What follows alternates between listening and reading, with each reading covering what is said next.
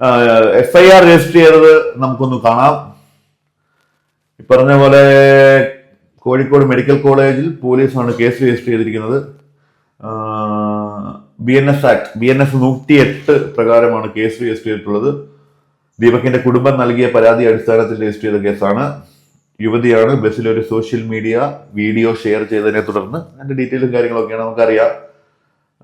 അത് കൂടാതെ Kerala state human rights commission പ്രത്യേകമായി ഇത് അന്വേഷിക്കണം എന്ന് പോലീസിന് നിർദ്ദേശം നൽകിയിട്ടുണ്ട്. ഈ പറഞ്ഞ പോലെ വലിയ വലിയ സന്തോഷം. നിങ്ങളുടെ പേര് രജിസ്റ്റർ ചെയ്ത ഈ ഒരു കേസ് കൊണ്ട് നിങ്ങളെ അറസ്റ്റ് ചെയ്യാനൊന്നും പോകുന്നില്ല എന്ന് നമുക്കറിയാം.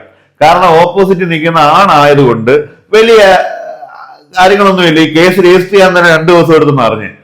രണ്ടാമത്തെ കാര്യം, നിങ്ങൾ എവിടെ ഒളിവിൽ പോയി നിന്ന് മുൻകൂർ ജാമ്യം എടുത്ത് ഇവിടെ തിരിച്ചു വന്നാലും നിങ്ങള് ഈ തെളിവെടുപ്പെന്ന് പറഞ്ഞ് നിങ്ങൾ ആ ബസ്സിൽ പിന്നെയും വരേണ്ടി വരും. അന്ന് നിങ്ങളെ ജനങ്ങൾ കൂവും, നിങ്ങളെ കുറ്റപ്പെടുത്തും. നിങ്ങൾ എല്ലാ ദിവസവും രാത്രി ഉറങ്ങാൻ നേരത്ത് ആ മനുഷ്യന്റെ മുഖം ഓർമ്മ വരുന്ന രീതിയിൽ നിങ്ങൾക്ക് കർമ്മ എന്ന് പറഞ്ഞൊരു സാധനമാണ് ജീവിതത്തിൽ വരാൻ പോകുന്നത്. നിയമവും കേസും കോപ്പും ഒന്നും പെണ്ണുങ്ങൾക്കില്ല, അത് ആണുങ്ങൾക്കേ ഉള്ളൂ. അത് വിട്ടേക്ക്. ഇപ്പം രാഹുൽ മാങ്കൂട്ടം കണ്ടോ, എങ്ങാണ്ടൊന്ന് ഗൂഗിൾ മീറ്റപ്പ് വീഡിയോ കോൾ ചെയ്തതേ ഉള്ളൂ, പുള്ളി അറസ്റ്റ് ചെയ്തു സ്പോട്ടില. നമുക്ക് അറപ്പുളവാക്കുന്ന അറക്കൽ അദ്ദേഹത്തിന്റെ ഒരു വീഡിയോ ഇന്നലെ അല്ലേ ഇന്ന് കുറച്ച് മുമ്പായിട്ട് പുറത്തിറങ്ങിയിട്ടുണ്ടായിരുന്നു. അപ്പം ശ്രീലക്ഷ്മി അറക്കലന് എന്തുവാ പറയാനുള്ളത് നമുക്ക് നോക്കാം. കോവിഡ് സമയത്ത് ഓൺലൈൻ ട്യൂഷനൊക്കെ എടുത്ത് അച്ഛൻ ഉപേക്ഷിച്ച കഥയൊക്കെ പറഞ്ഞ് നമ്മൾ വീഡിയോ ഒക്കെ കണ്ടപ്പം പാവം എനിക്ക് അവരോട് സ്നേഹം തോന്നി, സപ്പോർട്ട് ചെയ്യണം തോന്നി. പിന്നെ ഗർഭപാത്രത്തിന്റെ ടാറ്റു കയ്യിലടിച്ചപ്പം നമുക്കൊന്നും പറയാനില്ല. വെരി ബോൾഡ് ആയിട്ടുള്ളൊരു സ്ത്രീ ആയിട്ട് എനിക്ക് തോന്നി. അതും കൂടാതെ ഭാഗ്യലക്ഷ്മിയുടെ കേസിൽ അനാവശ്യമായിട്ട് പോയി ഏതോ ഒരുത്തിന്റെ നെഞ്ചത്ത് കയറിയപ്പം സാരമില്ല, അയാൾ എന്തെങ്കിലും അവരാളം പറഞ്ഞതിനെ തുടർന്ന് ചെയ്തതാണെന്ന് വിചാരിച്ചു. ഈ നാട്ടിൽ ഇപ്പൊ പുരുഷന്മാര് നമ്മൾ 9ാം ക്ലാസ്സിൽ പഠിക്കുന്ന ഈ വൃഷണ സഞ്ചിയുടെ ഒരു ടാറ്റു എടുത്ത് കയ്യില് അടിച്ചു കഴിഞ്ഞാല് ഇവരൊക്കെ വെറുതെ ഇരിക്കുവോ? ഇല്ല, ഇവര് നമ്മളെ വലിച്ചു കീറി ഒട്ടിക്കും. വേടന്റെ വിഷയമാണെന്നുണ്ടെങ്കിലോ, ആ വേടന്റെ വിഷയത്തെ കുറിച്ച് പറയണമെന്നുണ്ടെങ്കിൽ ഇവര് ഇന്ന് പറഞ്ഞൊരു വീഡിയോയും കൂടെ കാണണം. ഞാൻ ആ വീഡിയോ ഒന്ന് കാണിച്ചു തരാം. നിങ്ങൾക്ക് ഞാൻ പറഞ്ഞു. പിന്നെ വൈബ്രേറ്റർ സെക്സിനെ പറ്റിയൊക്കെ പറയാന്ന് പറഞ്ഞിട്ടുണ്ടെങ്കിൽ അത് ഈ ലോകത്ത് എല്ലായിടത്തും നടക്കുന്ന ഒരു കാര്യമാണ്. അത് ഫീമെയിൽ ബോഡിയുടെ ഓട്ടോണമി ആയിട്ട് ബന്ധപ്പെട്ട കാര്യമാണ്. അതിനെപ്പറ്റി പറയുന്നതുകൊണ്ട്, സ്ത്രീയുടെ സെക്ഷുവാലിറ്റിനെ പറ്റി സംസാരിക്കുന്നതുകൊണ്ട് ഒരാൾ വെടിയാകുന്നില്ല. അതാണ് എഡ്യൂക്കേഷൻ എന്ന് പറയുന്നത്, അറിവ് എന്ന് പറയുന്നത്.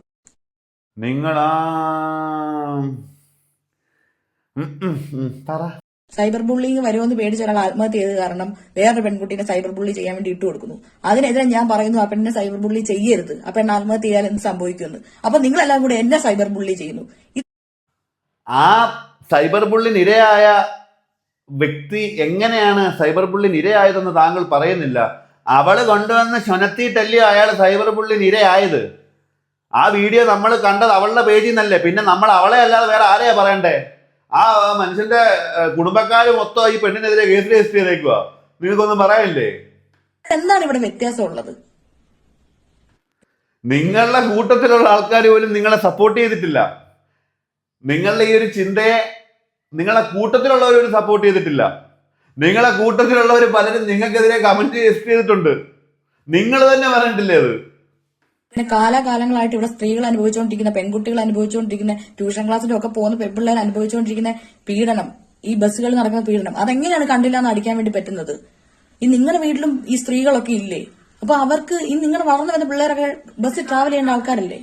തീർച്ചയായിട്ടും നമ്മളുടെ വീട്ടിൽ സ്ത്രീകളുണ്ട്. ഞങ്ങൾ സ്ത്രീകളോട് പറയാറുണ്ട്, അമ്മേ പെങ്ങളെ, നിങ്ങൾ പോകുന്ന വഴി നിങ്ങളെ മനുഷ്യന്മാര് ബുദ്ധിമുട്ടിക്കാൻ സാധ്യതയുണ്ട്.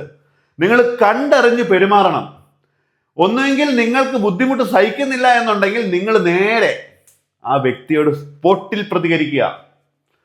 അതിനപ്പുറത്തേക്ക് ഇത് കടക്കണമെന്നുണ്ടെങ്കിൽ നമ്മൾ വീഡിയോ എടുക്കുക, അടുത്തുള്ള സ്റ്റേഷനിൽ ചെല്ലുക, ഡയറക്റ്റ് ആ ഓഫീസറിനെ അല്ലെങ്കിൽ അവിടെയുള്ള ഉദ്യോഗസ്ഥരെ കാണിക്കുക, കേസ് രജിസ്റ്റർ ചെയ്യുക. ഇങ്ങനെ നമ്മൾ പറഞ്ഞു കൊടുത്തിട്ടുണ്ട് നമ്മളെ വീട്ടിലെ.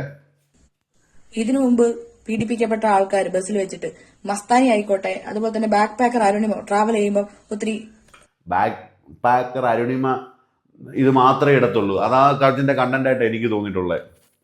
ആദ്യമൊക്കെ ഓക്കെയാണ്, പിന്നെ ഇതേ ഉള്ളൂ. എങ്ക പോയാലും പീഡനം അനുഭവിക്കപ്പെടുക. അതൊക്കെ റിയൽ ആയിട്ടുള്ള അസോൾട്ട് ആണ്, നമുക്ക് 100% ഉറപ്പുള്ള കാര്യമാണ്. അതിന്റെ അടിയിൽ എന്തൊക്കെ കമന്റ് ആണ് വരുന്നത്. എന്നോട് ഇന്നലെ അരുണമ്മ വിളിച്ചിട്ട് പറഞ്ഞു ഇനി ഇങ്ങനെ ഒരു എക്സ്പീരിയൻസ് വന്നാൽ ഞാൻ വീഡിയോ ഇടത്തില്ലെന്ന്.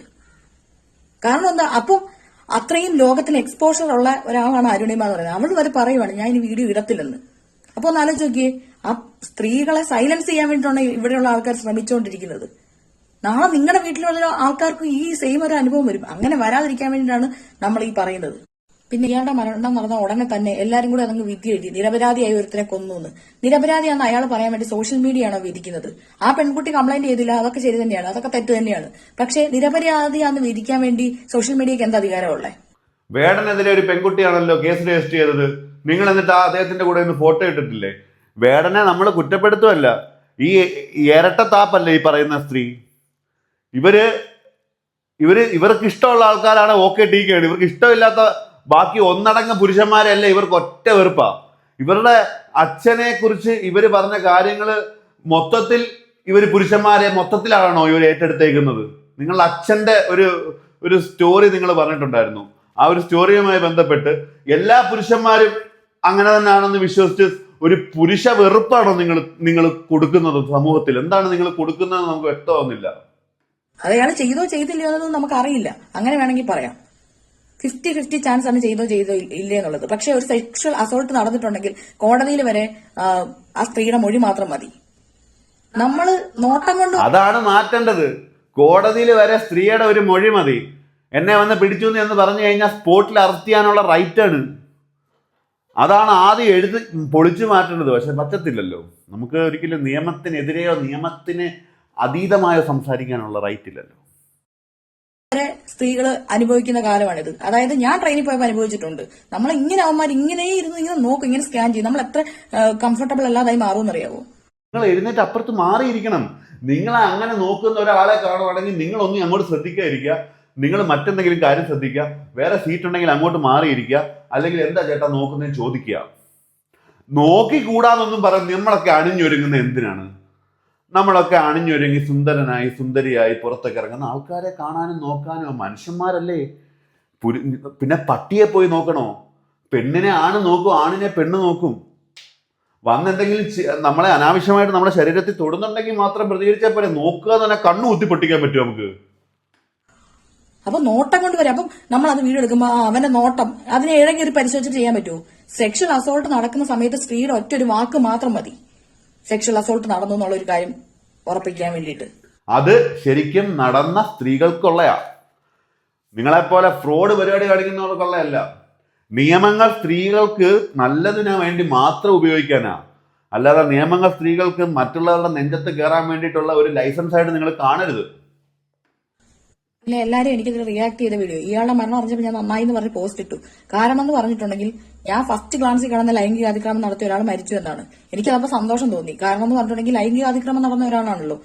അപ്പം നമ്മൾ എത്രയോ കാലങ്ങളായിട്ട് ഇങ്ങനെ അനുഭവിച്ചുകൊണ്ടിരിക്കുന്നു. അപ്പം നമ്മുടെ നീതിപീഠത്തിൽ നിന്ന് നമുക്ക് നീതി കിട്ടുന്നില്ല. അപ്പം അങ്ങനെയെങ്കിലും ഒരു നീതി കിട്ടിയല്ലോ എന്നാണ് ഞാൻ ചിന്തിച്ചത്. രണ്ടാമത്തെ കാര്യം, ഞാൻ പിന്നീടാണ് എന്റെ ഫ്രണ്ട്സ് എന്നെ വിളിച്ചു പറയുന്നത് ഇത് കാണുമ്പം അവരുടെ അച്ഛനും അമ്മയ്ക്കും അവർ വീട്ടുകാർക്കും എന്തായിരിക്കും അവർക്ക് തോന്നുക. അതെന്താ പിന്നീടാണോ തോന്നിയേ? ആ മനുഷ്യനൊരു അമ്മയുണ്ട്, അത് സ്ത്രീയാന്നുള്ള ഒരു ബോധം നിങ്ങൾക്കില്ലേ? നിങ്ങൾ അധ്യാപികയാന്നൊക്കെയാണല്ലേ പറയുന്നേ. അങ്ങനെ ചിന്തിക്കാനുള്ള ഒരു ബോധം ഇല്ലാത്ത സ്ത്രീയാണോ? എനിക്ക് തോന്നുന്നില്ല. നിങ്ങൾക്ക് പാളിയെന്ന് മനസ്സിലായി. നിങ്ങളെ കൂട്ടത്തിലുള്ള ആൾക്കാർ നിങ്ങളെ തേച്ചു. നിങ്ങളെ കൂട്ടത്തിലുള്ള ആൾക്കാർ നിങ്ങളെ ക്ഷൊനത്തി. അപ്പൊ അവരെന്ത് ചെയ്ത്? പ്ലേറ്റ് മാറ്റി ഡിലീറ്റ് ചെയ്തു. കിടന്നുരുളുവായിപ്പം. അതാണ് സംഭവം. ഉണ്ടാവൂലേന്ന് അവരെ സ്നേഹിക്കുന്ന ആൾക്കാർക്ക്. ശരിയാണ്, അയാൾ മരിച്ചു, ഇനി അയാളെ പറ്റി പറഞ്ഞിട്ട് കാര്യമില്ല. ഇനി അതെ, നിങ്ങൾക്ക് ഞങ്ങൾ പറയും, ഞങ്ങൾ അയാൾക്ക് വേണ്ടി സംസാരിക്കും. ഞങ്ങൾ അയാൾക്ക് വേണ്ടി സംസാരിക്കാൻ വേണ്ടി തന്നെ ഇരിക്കുന്നേ. ഇല്ലാന്നുണ്ടെങ്കിൽ നിന്നെ പോലെയുള്ള ശ്രീലക്ഷ്മി അറക്കലിനെ അല്ല കേട്ടോ ഞാൻ പറയുന്നത്. ഞാൻ എന്തിനാ ഇങ്ങനെ ഇവരെ 10 തെറി പറയാത്ത എന്താ എൻ്റെ അടുത്ത് ചോദിക്കുന്നുണ്ട്. എന്നിട്ട് എന്നെ പിടിച്ചകത്തിടാനോ? ഇപ്പൊ എന്റെ വാ മൂടുമല്ലോ. രാഹുൽ ഈശ്വർ പേര് പോലും പറഞ്ഞില്ല, എന്നിട്ട് അയാളെ പിടിച്ചകത്തിട്ട 16 ദിവസം. 16 ദിവസം അയാളെ വാ മൂടി. എന്തായെന്ന് വെച്ചാൽ പെണ്ണിനെ മാത്രമേ നമുക്ക് പ്രൊട്ടക്ട് ചെയ്യാൻ വേണ്ടി പറ്റത്തുള്ളൂ. ഒരു പെണ്ണിന് സൈബർ ബുള്ളിങ് ഏൽക്കാതിരിക്കുക എന്നുള്ളത്. അതുകൊണ്ട് തന്നെ അതുകൊണ്ട് അവരുടെ വീട്ടുകാർക്ക് എന്ത് ഇതാക്കുമെന്ന് വിചാരിച്ച് ഞാൻ ആ പോസ്റ്റ് ഡിലീറ്റ് ചെയ്തു. അപ്പൊ ഇതാണ് ഇതിനകത്തുള്ള നിങ്ങൾ എന്റെ റിയാക്ട് ചെയ്യുന്ന വീഡിയോയുടെ സത്യാവസ്ഥ. ഞാനൊരു പോസ്റ്റ് ഇട്ടു, എന്നിട്ട് ഞാൻ പഠിപ്പിക്കാൻ വേണ്ടി പോയി, ക്ലാസ്സിൽ പോയി. പിന്നെ ഞാൻ കുറെ നേരം കഴിഞ്ഞ് ഇറങ്ങി കഴിയുമ്പോഴാണ് ഇത് അറിയുന്നത്. ഇതാണ് ഇതിന്റെ സത്യാവസ്ഥ. അപ്പൊ എനിക്കെതിരെ ഇപ്പം വീഡിയോ ചെയ്തുകൊണ്ടിരിക്കുന്ന ആൾക്കാർക്ക് അവർക്കും ഒരു ഏരിയയെ കിട്ടിയൊരു സന്തോഷമാണ്, ഒരു ആളെ കിട്ടിയൊരു സന്തോഷമാണ്. അവരുടെ നിങ്ങളായാലും ആ പെണ്ണുമ്പിള്ളയായാലും സ്വയം വന്ന് പെടുന്നതല്ലേ.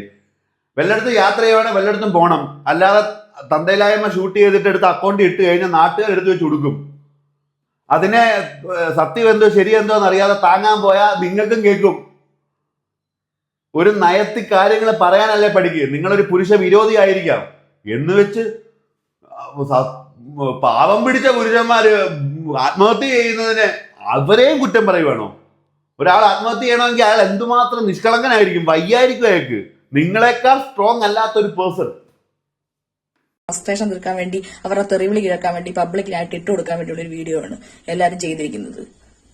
ഓക്കെ, അതും ഇതും തമ്മിലൊന്നും ഒരു വ്യത്യാസവും ഇല്ല. പിന്നെ എല്ലാവരും പറയാറുണ്ട് ഞാനുമായി ഒരു ബന്ധപ്പെടാത്ത കാര്യത്തിലാണ് ഞാൻ പോയി വള്ളികൾ പിടിക്കുന്നതെന്ന്. കറക്റ്റാണ്, ഞാനുമായിട്ട് ഇതിനകത്ത് ഒരു കണക്ഷനും ഇല്ല.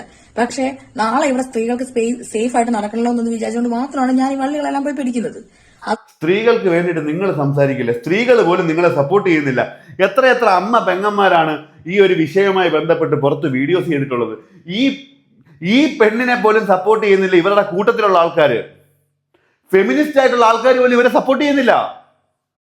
അതുകൊണ്ട് ഞാൻ കൊടുക്കേണ്ടി വരുന്ന വില ഭയങ്കര വലുതാണ്.